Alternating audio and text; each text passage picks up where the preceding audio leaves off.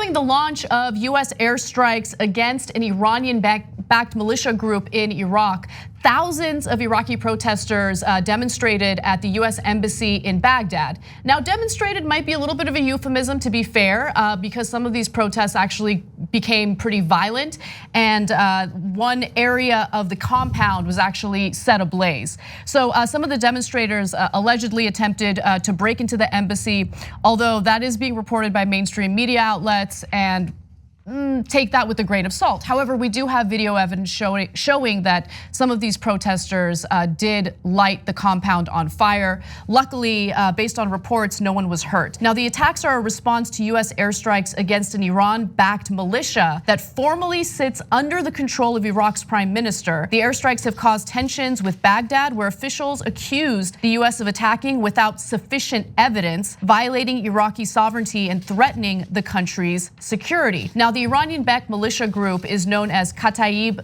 Hezbollah, and it seems like the group is accepted by the Iraqi government. However, the Iraqi government does have an obligation to protect the US embassy and US workers within the country. Now, exactly how many US workers are there in the country? Well, it's not clear how many people are inside the embassy, but it is the US's largest diplomatic mission in the world with around 16,000 staff. The compound covers around 100 acres, around the same size as the Vatican City. And in addition to that, you have about 5,000 active US military members in Iraq as well. So there is growing frustration among Iraqis regarding US presence in the country. They feel that the sovereign nature of their country is being jeopardized, that the US has absolutely no intentions of leaving. And it's understandable that they think that way, because we have 16,000 people working in the embassy alone. That's insane. Yeah, so let me start by giving just a little extra detail on the current state of affairs, and then I want to back up and tell you how we got here. So you saw with the video that they lit a small part of the outside of the embassy on fire. There's a little fog of war here. Some outlets are reporting that they broke into the reception area of the embassy and set that ablaze as well. Others are saying that nothing was breached. But either way, guys, imagine you're in that situation. It is super scary. So you've got fires, you've got people throwing stones, and so this is not a normal protest. This is definitely a bit of a riot. And so you can understand why we're very concerned about the folks that are in the embassy. Now, let's back up and how did this get to where it is today? And that's the important context. So first part of this was the Trump administration broke the deal that we had with Iran and all of the other major powers in the world.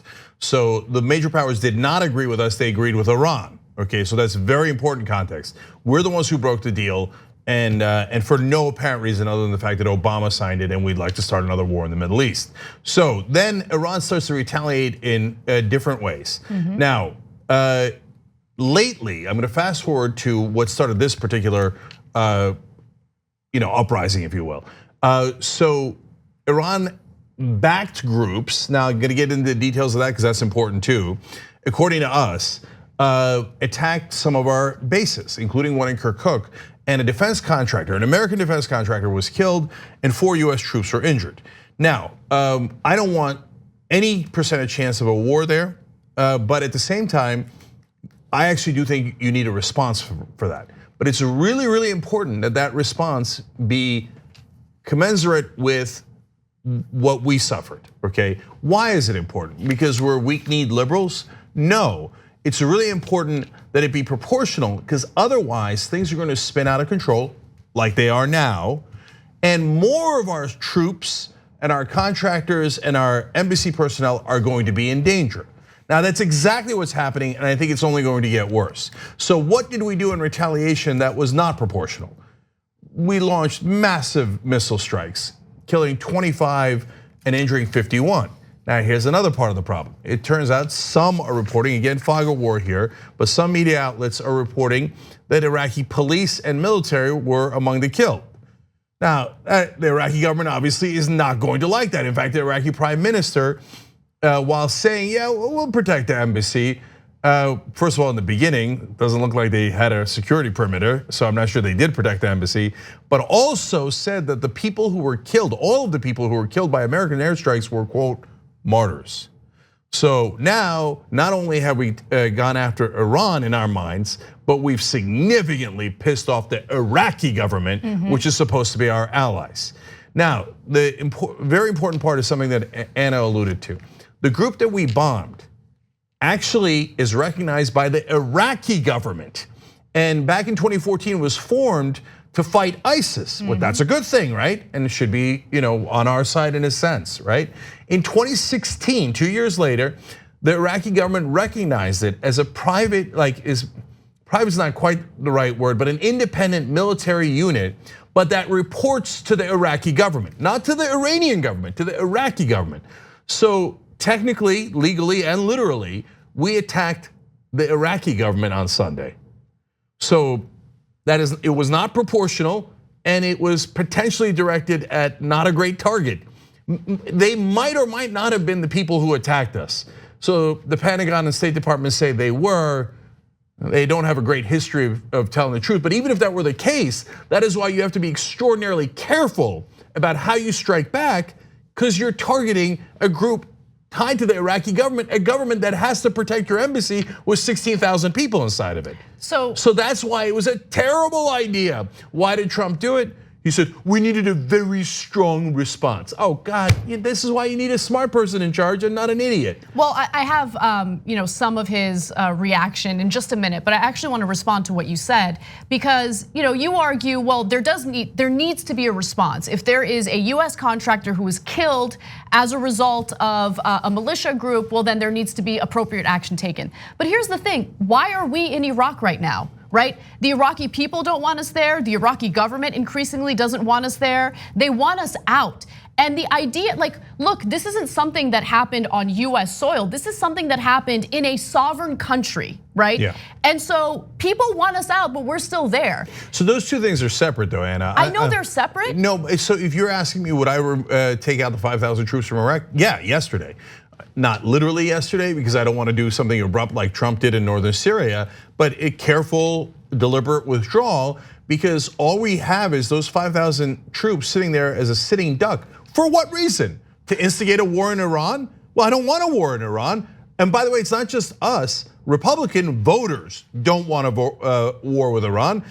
Overwhelming majority of Americans don't want a war with Iran. So the only purpose of those 5,000 soldiers there, and ISIS, Trump says, is defeated. So we don't need them for ISIS. The Iraqi government doesn't really want them there. And so they're sitting there waiting to get killed so we can start a bigger conflict in the Middle East. So I totally agree on removing the troops. Right. And by the way, a large chunk of that embassy staff, it doesn't need to be that gigantic. Yeah, exactly, 16,000 people, that's not a joke. And look, all I'm saying is, think of the frustration of the Iraqi people and the Iraqi government, the way that you would feel if someone just broke into your house and refused to leave, right? So if you retaliate against the person who refuses to leave, well, that's on the person who refuses to leave. And I'm not saying I'm not saying the contractors deserved it. I'm saying we never think about the consequences of this war machine, right? And by the way, US soldiers die all the time. And there isn't this insane outrage in the State Department, because who cares? They're just our soldiers. We put them in all these unnecessary wars all the time, but there was a US contractor that got killed, right? So we need to have a disproportionate response and do these airstrikes, which I believe purposely continues to fuel these wars abroad. So look, it's only gonna get worse. So whether it's contractors or US military personnel, why are they getting killed? Because they're there. Exactly. And whether it's Iraq or Afghanistan, bring them home, bring them home. They're sitting ducks, and there's no point other than to provoke more wars to get more of our troops killed. So bring our guys home. Okay, now last thing, guys, as part of this is, at least from my perspective, I know we got Trump's response too, but is what's next? Well, here we go. We might have opened up a Pandora's box, and there's no good way to get out of this. So Iraqi President Barham Salih has called the US actions harmful to Iraq and unacceptable. And guess who's back? Muqtada al-Sadr. So he had won recent elections. There was some sort of deal made so that he wouldn't be prime minister, but he is a very powerful force within Iraq, and he is now leading a campaign to expel US forces by, quote, legal and political means. The last time he tried to expel US forces, he did it by military means and killed tons of our troops. So Muqtada al-Sadr and his brigade in the Iraq war was an unbelievable menace to us. And now he's back saying, hey, listen, man, I won the elections. You want a democracy? You got a democracy. And now I'm telling you, you better get the hell out. Otherwise, things are gonna get really ugly. And Grand Ayatollah Ali Sistani, who, Americans are scared by the title Grand Ayatollah in any Muslim name. The Ayatollah is usually in Iraq, not in Iran, but in Iraq, a moderating force. And Grand Ayatollah just basically means like Cardinal, Callahan, and for you to begin to understand it. So anyway, Grand Ayatollah Ali Sistani says that the US action was, quote, sinful and without justification. So he's less harsh than the others, again, because he's a little bit of a moderating force in that country. But when you piss him off, he's like basically the Pope of Iraq. So then everybody's mad. And now we've got all of Iraq, forget Iran, we've got all of Iraq mad at us.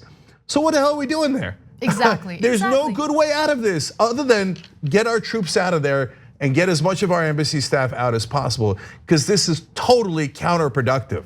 So I want to read a member comment, and this comes from Mayo Pete's 39th billionaire donor. That's the member's handle. I'd venture to say that invading Iraq was in the first place disproportionate to anything they, as a nation state, have done to the United States. So our members, for the most part, based on this comment, seem to understand and agree that we have no reason to be in that country at this point. If the government doesn't want us there, we should leave. We're not assisting them. We're just there fueling the war machine. Remember what the original excuse was? There was a couple of them, but one of them was, and Bush declared this when he started the war, the liberation of Iraq has begun, right? Yeah, right. Okay, well, great, they're liberated. And now they're telling us to get the hell out. Okay, so we should listen to that, because there's supposed to be a free democracy that we were so proud to set up. Is it real or is it not real? So let's make up our minds. But one more thing, of course, so we read members' comments every once in a while throughout the show, tyt.com/join to become a member, be part of the show. But our members are so much smarter than the rest of the media, because the media says, oh my God, we got tricked in the Iraq war, and they wring their hands. But did they ever learn any lessons? No, they don't learn any lessons. So right now, they have like untold praise over and over again for who? Joe Biden, who voted for what? The Iraq war. I mean, disproportionate. I mean, Iraq didn't do anything to us. Iraq did not attack us on 9/11. It was Al-Qaeda. Iraq hated Al-Qaeda. So, I mean, if you're not smart and you don't know anything, okay, that's one thing, Didn't have weapons of mass destruction. And they didn't have any of that. No, we picked them because they have oil. But the media will never, ever, ever admit that, even though it's the most obvious thing in the world. So, and by the way, Joe Biden doesn't admit that. So what are we in the middle of? This is not ancient history. The attacks are happening right now in Iraq, and we have a presidential candidate leading the Democratic field who was in favor of the Iraq war and has learned no lessons whatsoever. So whether it's Trump or Biden, we might still be in the same exact mess in this situation. Thanks for watching The Young Turks, really appreciate it. Another way to show support is through YouTube memberships. You'll get to interact with us more. There's live chat emojis, badges. You've got emojis of me, Anna, John, JR. So those are super fun. But you also get playback of our exclusive member-only shows and specials right after they air. So all of that, all you gotta do is click that join button right underneath the video. Thank you.